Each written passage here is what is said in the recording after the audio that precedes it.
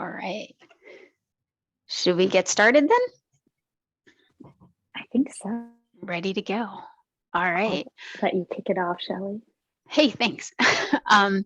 So welcome everyone to the Assignment Design Cafe. It happens every second Friday of the month.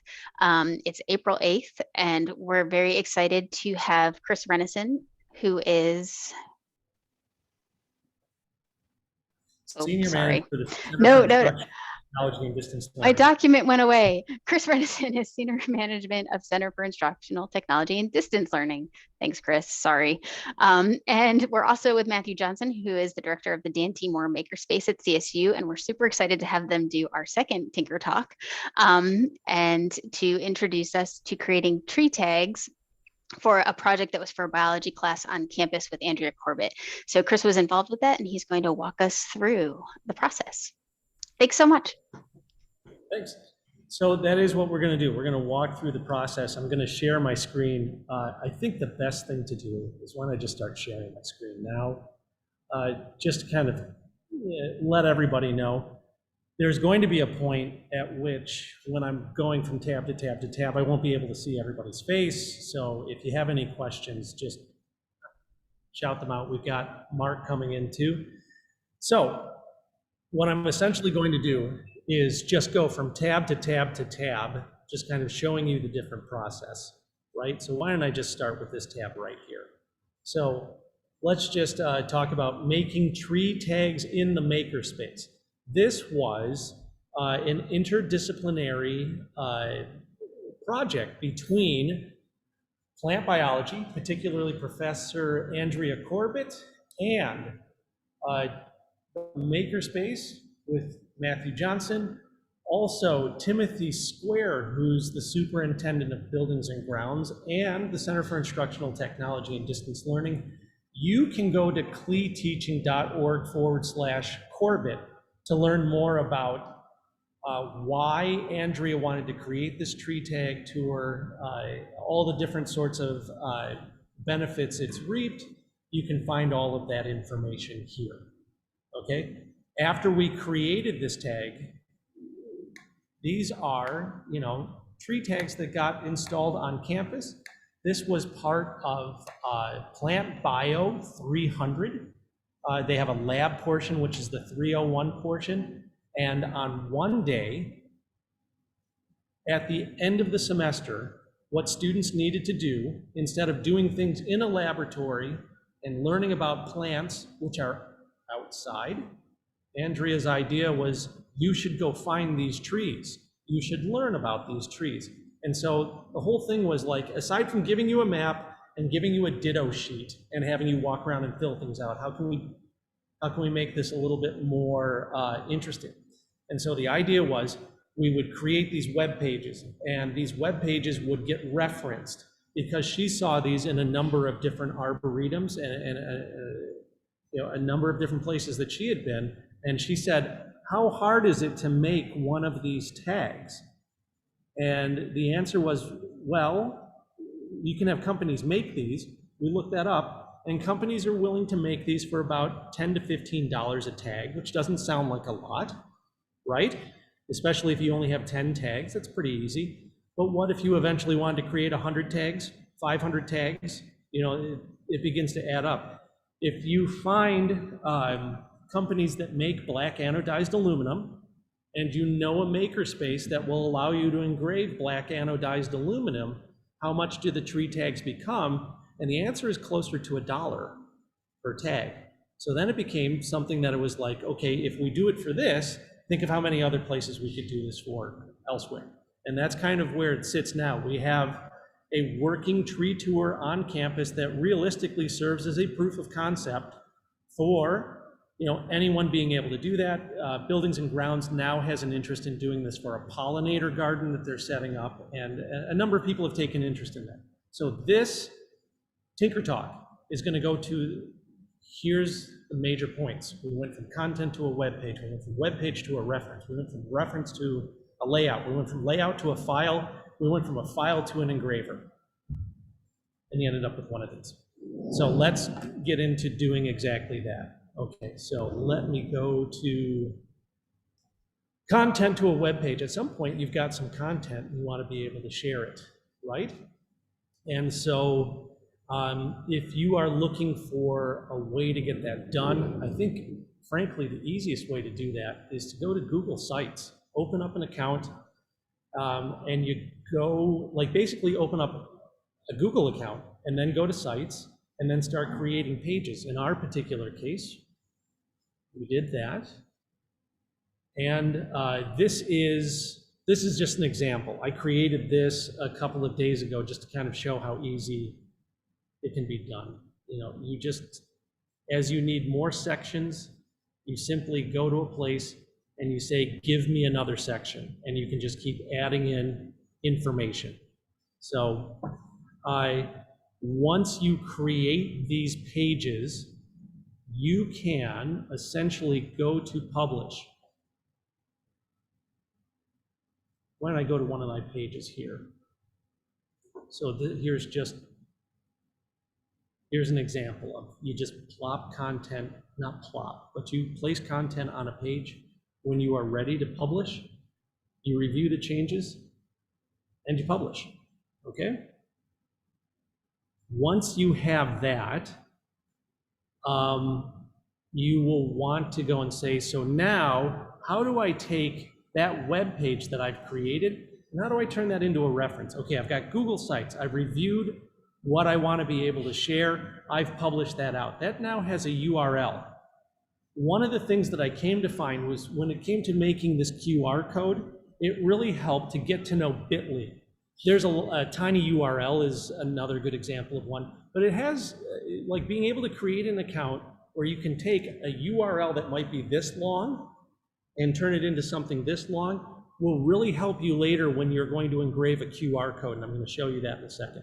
So the best thing to do is, this is the one that I was most familiar with. I don't know if it's really the best. It's just the one I'm most familiar with. Where are my tabs? Go to Bitly, open up an account. Here's a great example. This URL, this is where Andrea Corbett's syllabus for Plant Bio 300 and 301 sits. You can see that it's so long that you have the 3 dots continuing on. It turns it into something this short. What's the importance of doing that? When you take this link, if you were to take this and turn it into a QR code, or you were to take this and turn it into a QR code, the one on the left is the longer URL, the one on the right is the Bitly link. Both of these QR codes go to the same place. And so when it comes to engraving this, and you want to be able to have phones be able to read that QR code, which is better? Tons of small little detail or some nice big fat distinct chunks. So there's some benefit in just taking that URL, going to Bitly, turning it into a shorter link. Once you have that shorter link, you can go to any QR code generator. The one that I go to is literally called qrcodegenerator.com. You enter in your URL, it spits out a link, you download the JPEG, okay?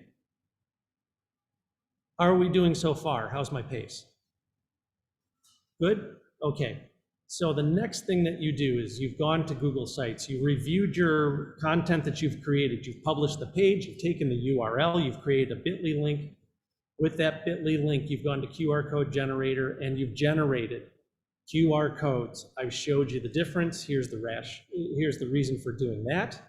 There's a point at which you want to take that QR code, that reference, and add it to the rest of the information that's going to go onto a tag. There are a number of different programs that are available. I notice here in this Tinker Talk, I am speaking completely to members of the CSU community, correct? Do you all know about Adobe Creative Cloud now being available to all faculty and staff that are benefited, as well as students? You can find information on that here, csuohio.edu/tech-training/ /Adobe. And it gives you a set of instructions as to how you can get access to Creative Cloud. Okay?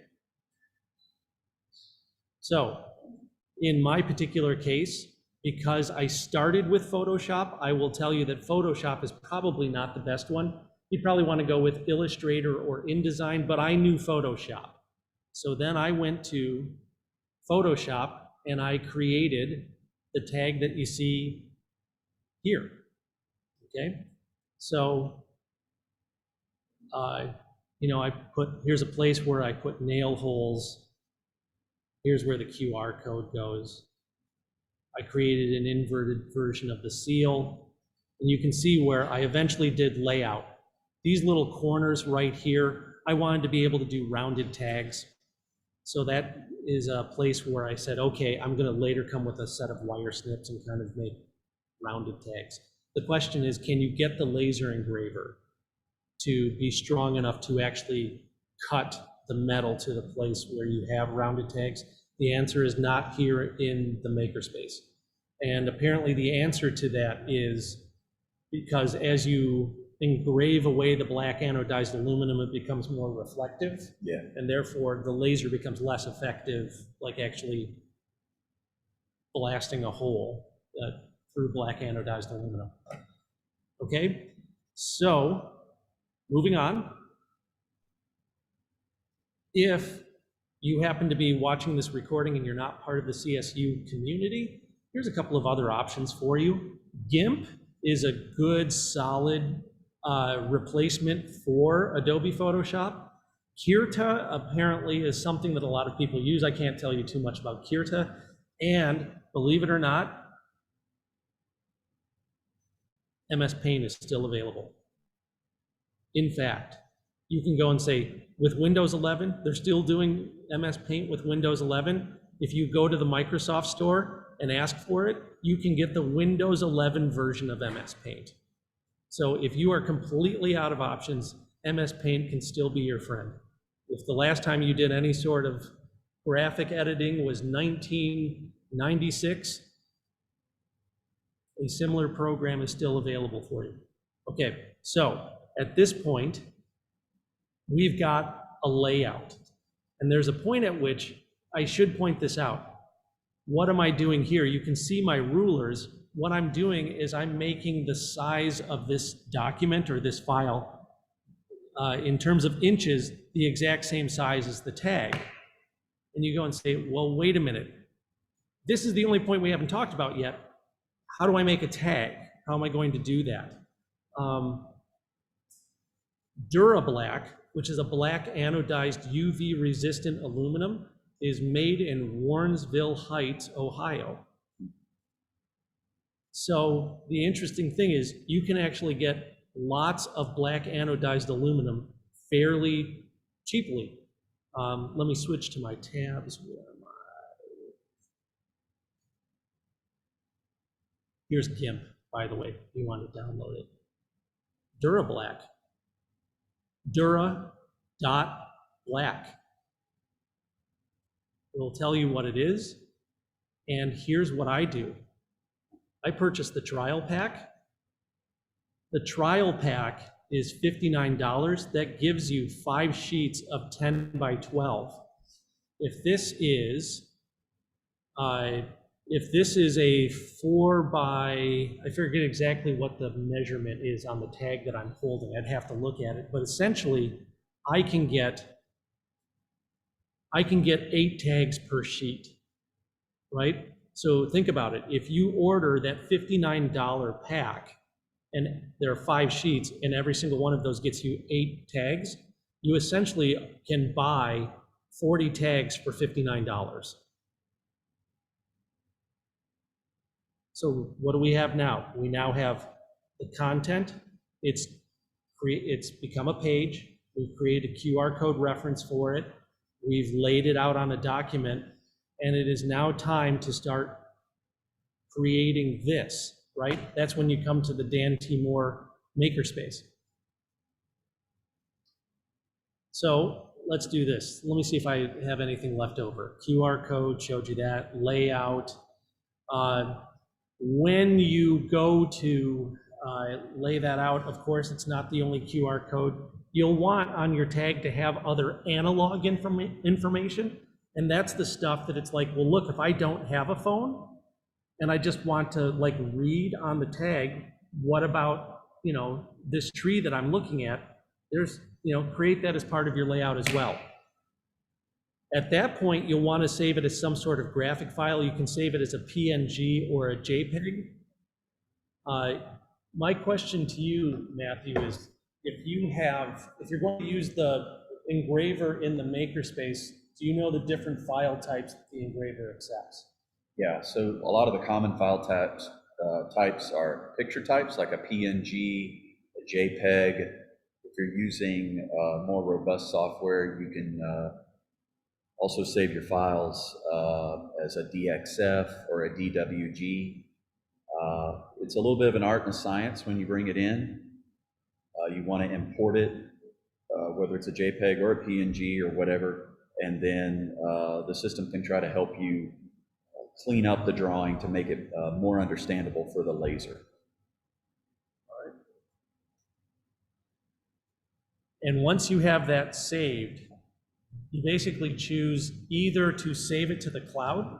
So if you are part of the CSU community, you have OneDrive, or you put it on some sort of physical media like a flash drive, and you bring it to the Dan T. Moore makerspace, and you start doing some engraving. So the next phase is to show you the engraving portion of this. This would be a good point to just kind Chris, of take a pause and go and say any I questions. think Joanne has a question. Yep.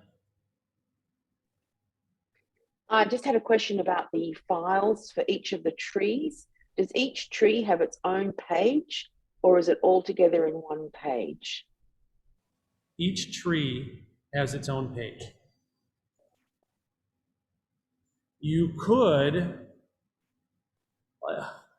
So each QR code is outside- unique, is what I'm saying. Yeah. Oh, yes. Yeah, absolutely. And you could, I suppose, if you really wanted to cram all of that together on one page, you had a need for all of that information to be on the same page because you want people to be able to access it independent of the tag. You could still have a unique QR code for each one by creating an anchor tag. So it could be like my Google site.tree tour, hashtag red oak, hashtag willow, right? And it would take you to that section, and that would generate a unique QR code for each one. So any other questions? So then why don't we switch to the lavalier microphone. Can everyone hear me now? Good. All right, we're going to go over to the laser engraver. Let's do it.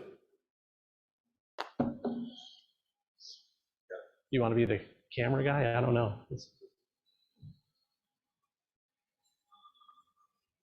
This is as far as we thought it through. Come along with me.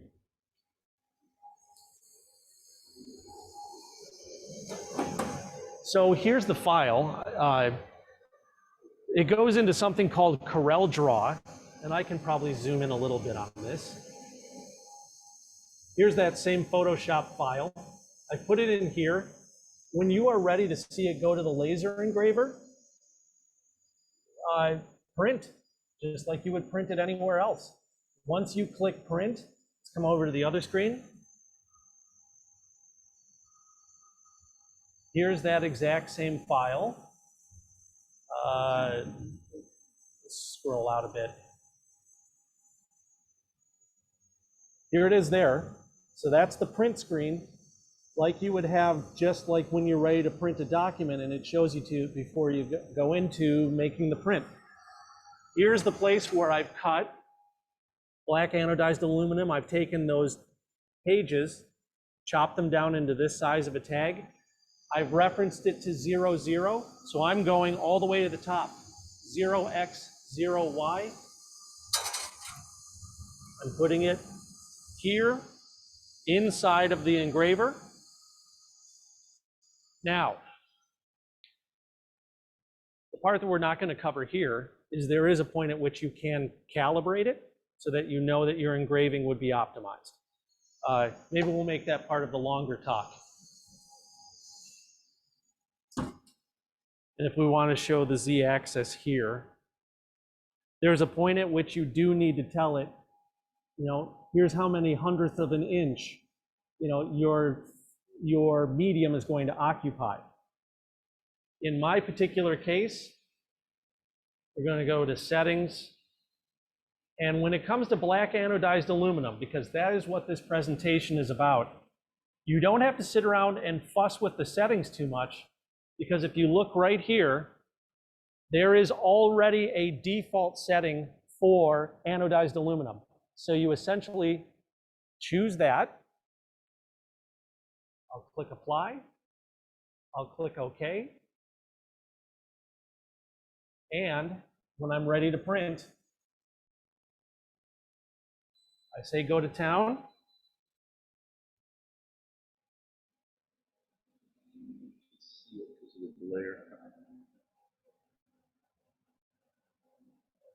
And there it goes. Can they see it due to the glare? Can everyone see it? Yes. Yep. Yeah. 5 minutes later, you have a tag. Yeah. And, you know, we've had the chance to kind of, you know, mess around with a few things. One of the things that we did then, and you can see those in the pictures that we included in the beginning of this presentation, working with buildings and grounds, it was really important to get the right kind of metal so that when we attach them to the actual trees, we didn't poison and kill the trees. That's kind of important.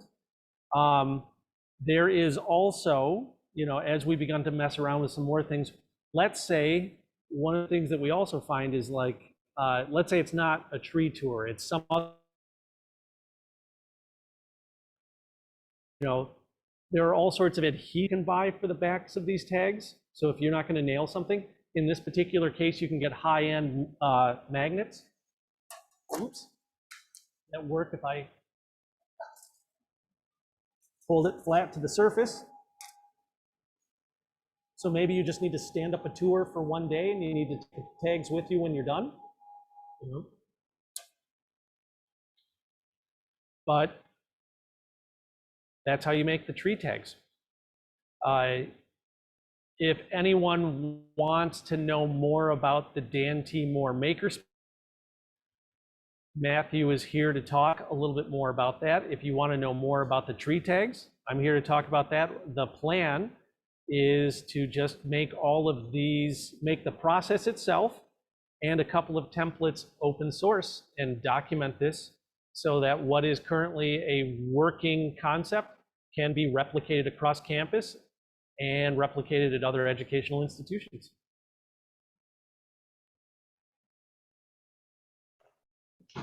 Awesome. Yeah. Thank you, Chris and Matthew. This was so great. We love the tree tour, and understanding more about how you created the tags is a really cool way to use the makerspace.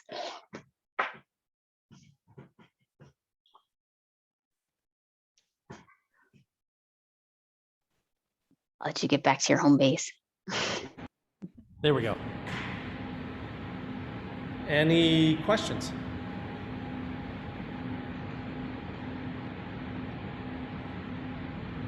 I have a logistics question. Since this is mainly a project you developed for a class, what was the kind of funding and support? I mean, if you're using the makerspace, you obviously bring in your own materials. I don't know if Professor Corbett had any funds from her department, or if you have any suggestions for people who might want to replicate something like this for a pollinator garden or whatnot, if you can kind of elaborate on that aspect. There were a couple of things. So the answer was, when we liked the idea, connect a price tag to it and see if you could get someone to pay for it. You know, I'd like to say that there was this, there was this great, system set out, and we just needed to fill out a form in triplicate, and we had it.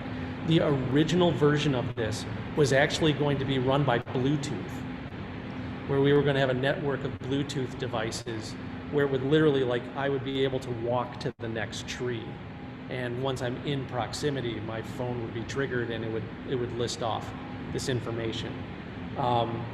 And, you know, once you begin to say, well, each one of these devices is, you know, $29, and then you have to use proprietary software, which you hope will be around 5 years later, you know, you begin to have people who visit arboretums and, you know, other sorts of places where these tags are available and go, why don't we just do that?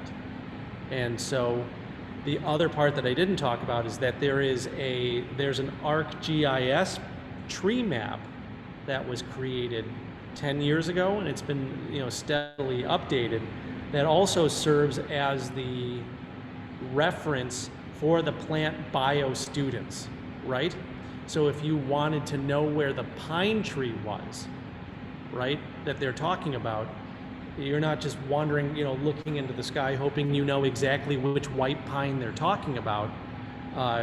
You know, we're pointing you in a general direction of where it's located, and then you find the tag, and then you do the assignment.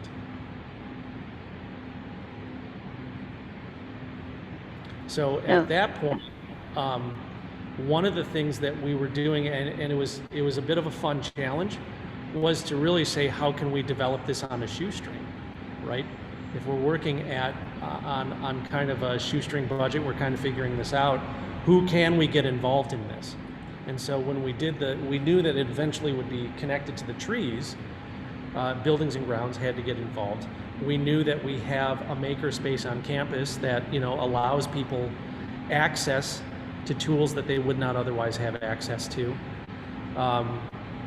And yeah, so we began to talk through exactly how would, you know, what's the cheapest way we can make this happen.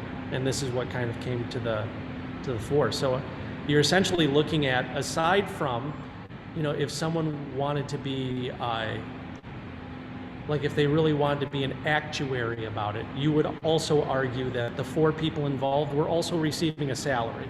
So like you can go and say that there's a greater expense to this than just the commodity value of the materials.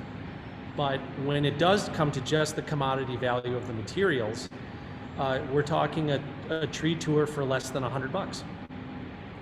And we should point out that if you don't have access to the CSU makerspace, you do have access to libraries, and libraries have laser engravers that have the same level of power as some of the engravers that you've seen here. So the Cleveland Public Library, that's, you know, within a short bus ride from here, down Euclid, has a laser engraver in their makerspace, and you could take this exact same plan and do the exact same thing there.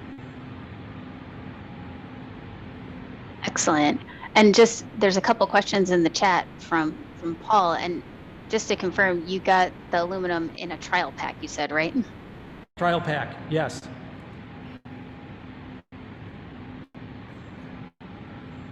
So if you start at dura.black, scroll down to purchase trial pack. Don't purchase the one that is 5/1000ths of an inch. Purchase the one that is 2/100ths of an inch. This stuff is meant to be flexible like a label and has an adhesive backing. We went with this one right here.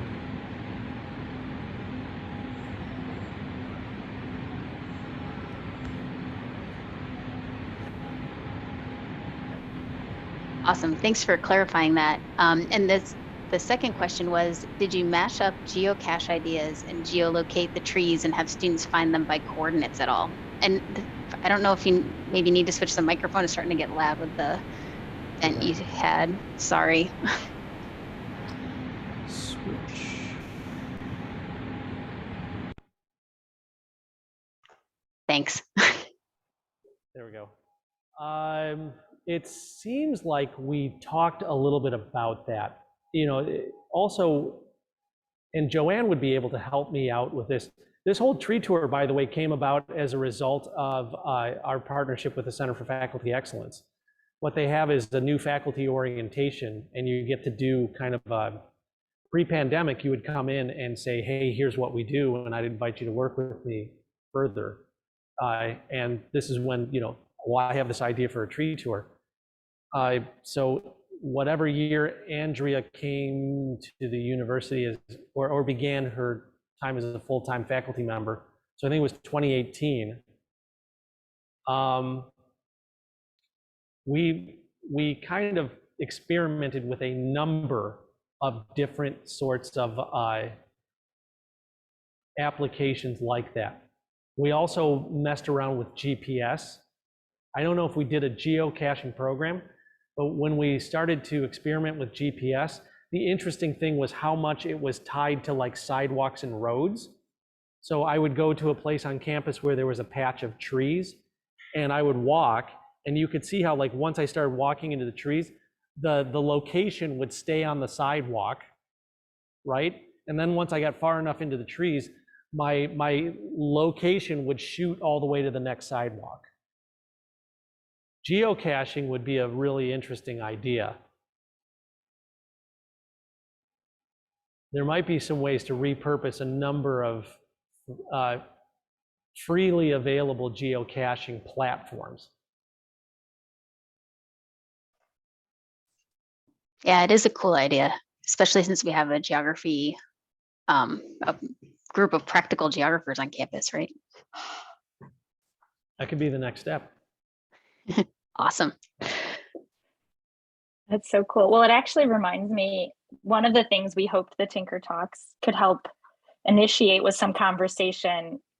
Clearly the tags were so helpful, but with the group of people here, maybe we could generate some ideas of how else, the tags could be useful in other kinds of projects, in our different content areas, to expand the number of ways it could be used.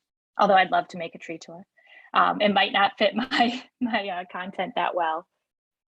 Well, and Andrea kind of made reference to that too, is, the interesting thing is she labeled her first 15 trees. And when other fellow biologists found out about it, the next question is, well, how come my favorite tree isn't on this tour? We need to add my favorite tree to the tours that, to the tags that are available. So there's another aspect of this, which is that the tree tour itself is, that's got plenty of room to grow as well. I would say anything that's outside that you want to label, I mean, Arboretum tags are what immediately makes sense because we've seen them all over the place. Do we want to go take a look at the finished tag? Shall we do that? Yeah, let's do it. Yeah. Camera person again.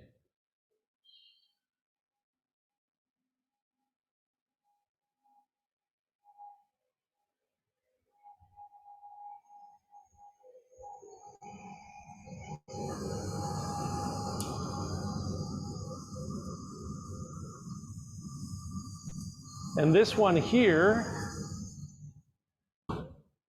you can see the QR code pretty well. I bet you if I took it over to the sink,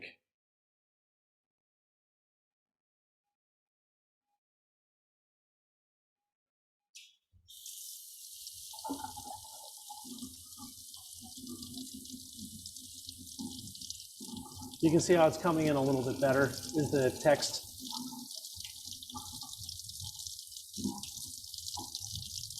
It's a little bit more clear. This is also a good example to show you is that when you do create 40 tags for yourself, probably be prepared to burn one or two in just getting it calibrated correctly. So in this particular instance, this tag here, you can see where it's calibrated in this spot pretty well. What would I do? I would probably mess with this by a couple hundredths of an inch. I would try to change the contrast settings to where we would get the rest of the tag to be as clear as this. So for what it's worth, where's the tag from, where's the magnetic one? Is it still over here? Yeah.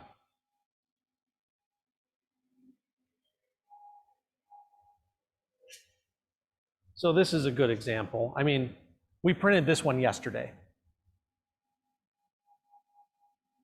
And if I were to pull the other one out of my bag that we printed before this, it would look a little bit more like that. We usually like to help students understand lasering is an exercise in material science. You can tell the laser what you're working on, you can tell it what to do, but it's always good to have some test samples to really see how the laser is going to interact with that material before you get a really good idea of the settings you need for the finished product. Okay. And quickly, speaking of settings, We go Joanne over wondered here if, oh yeah, okay. can you hear us? Sorry. Yes, we can. We're trying to travel further away from the vent. No worries. But Paul was wondering if you could repeat the size, the tag size. I think that's what your comment, what his comment is. Sure. Thanks. Give me a second. I will pull it up on Photoshop. So, image. 5 inches by 3 inches.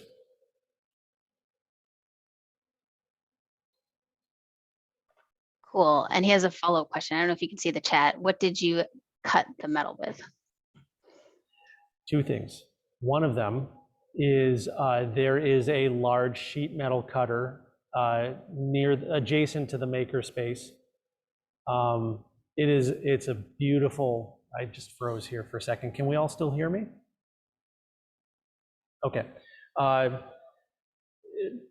Wonderful. You put what you need on this flat plate. It's a foot operated big blade, cuts smooth and clean, and it's how you get these really nice edges.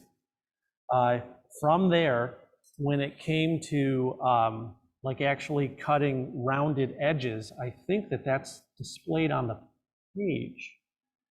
If we were to go to, let's see if we can go to the tree tour part. Or if we said Tinker Talk, right?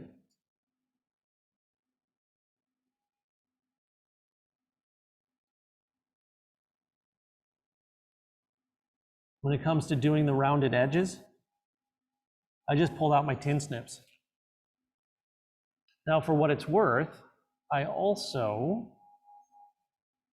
you can see it, I made it part of the engraving. I cut myself little bitty reference lines so that when I pulled my tin snips out, I would know exactly where to make the rounded edges. So for the big sheet, the machine here near the makerspace, and for the rounded edges, just a pair of tin snips from the toolbox. Yeah.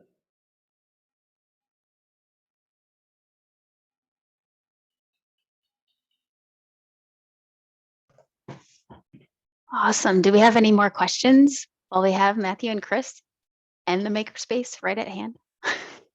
This is back to just process.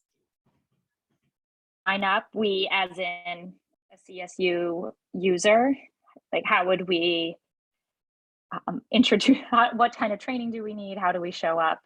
And is there a sign up process? Yeah,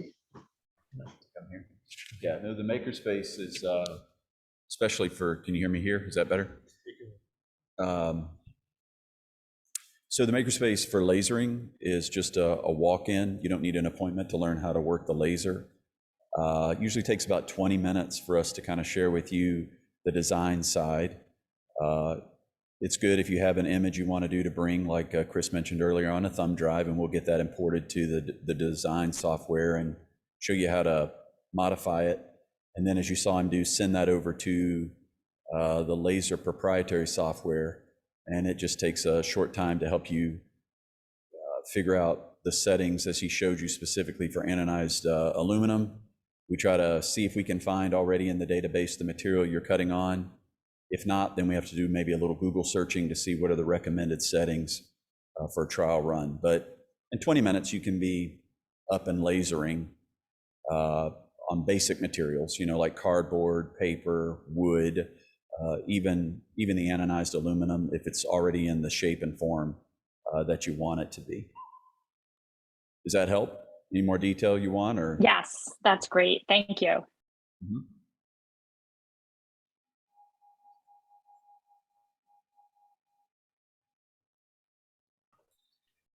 Well, and I think, oh, go ahead.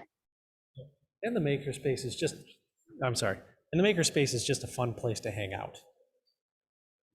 Like if you like making things, it's, you should have Matthew take you on a tour of the different things that are available here. I mean, if you're into 3D printing, they have 3D printing. If you're into printing your own circuit boards, if you're into creating three-dimensional virtual reality scenarios, that whole thing is a VR cave. I actually spend not so much time near the laser engraver. I spend most of the time in the wood shop. So it's also just a good place to visit. Sounds awesome. I wonder, Matthew, maybe since I'm a historian and others in here are also interdisciplinary, can you maybe name 2 or 3 really cool examples of instructors at CSU using the makerspace? Sure, yeah. So we do have a lot of cross-campus things happening. Was part of a meeting actually last week with the film school where they're looking at the AR VR cave because they have a local nonprofit that runs a, they're running a film event that they've been doing 11 years that attracts minority filmmakers, and they would like to see about how to use AR VR for storytelling, immersive environments. So we've started a conversation with them through the film school, also through the College of Business, the Weston Ideation Lab.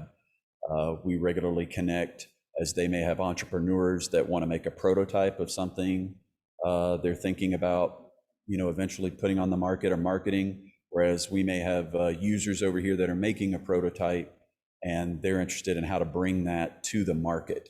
So that's some good cross collaboration.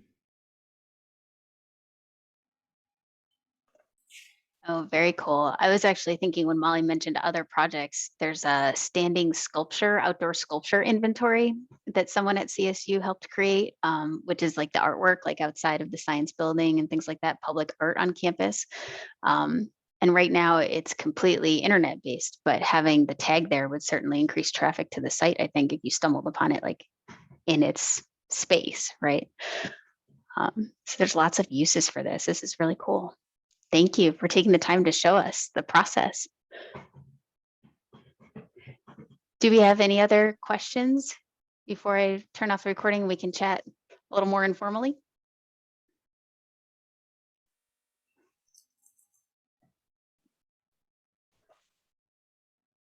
I think we're good here. Or Molly, I guess, started the recording. Sure. If you want to stop, we can use the rest as cafe time.